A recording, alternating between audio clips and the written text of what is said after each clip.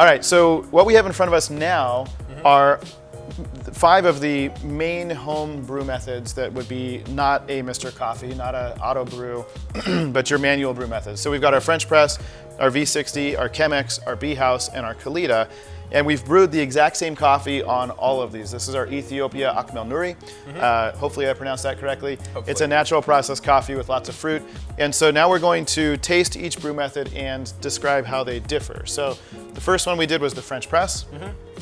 So yeah, kind of the characteristics of a French press are kind of a heavier body, heavier mouthfeel. Definitely. And kind of a smooth finish, hopefully. I got all those things.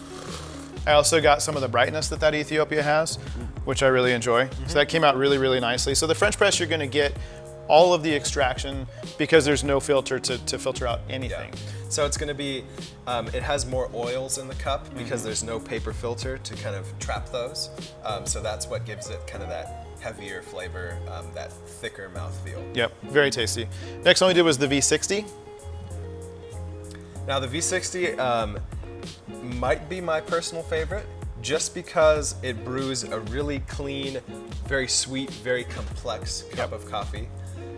But it does require a little bit more of a fine-tuned pouring technique. Yeah, I would say of all these methods, these two are the least forgiving, the V60 and the Chemex, whereas the others are extremely forgiving. Really, really good. As it's cooled, I've got a little bit of a pleasant tang to it, lots of complexity. Very I can juicy. still have the mouthfeel going on. Love that.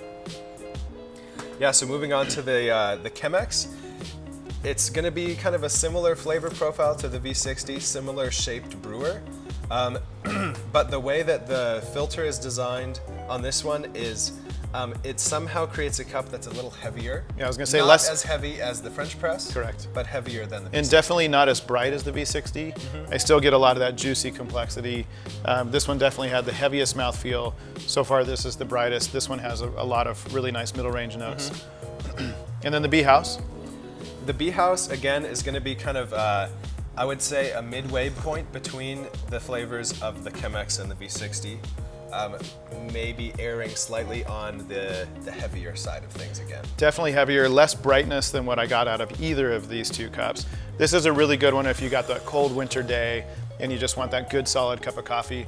The brightness of this Ethiopia is not nearly coming through as much as maybe I had expected out of that. A little more mellow. A little more mellow, definitely good juicy body, but not that bright fruity flavor that we got here with the V60. Yeah. And then lastly, the Kalita. Is going to be a very similar cup to the V60 again, but it's a more forgiving method. Yep. With, I would say, ever so slightly less of the bright complexity that the V60 has. I would agree. This has a lot of good brightness. V60 definitely is my pick for the table, for this particular coffee at least. Now, I know that we've gone through different coffees with different brew methods. The point is, if you're at home, pick a brew method that you feel most comfortable with.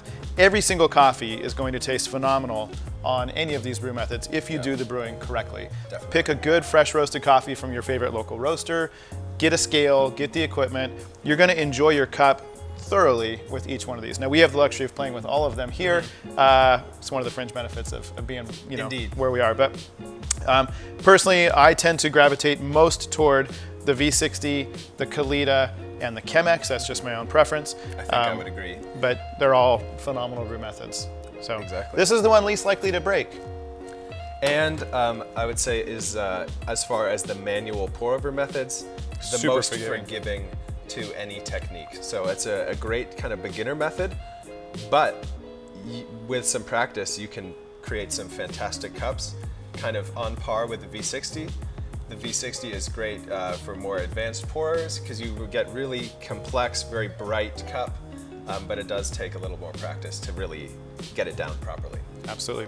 So hey, thanks for watching. If you have any questions at all, just give us a shout out. You can find us on our website, Instagram, those types of things. We're old, so we don't check those things as much. No, but I don't have an you get Instagram. the idea. So, but we want to be able to answer your questions, help debunk any myths you might have with overcoming your pour-over fears. So thanks for taking the time to watch these. We really appreciate it. And here's to some happy brewing. All right. I want that one. They were all really good. They were all super good. And so different.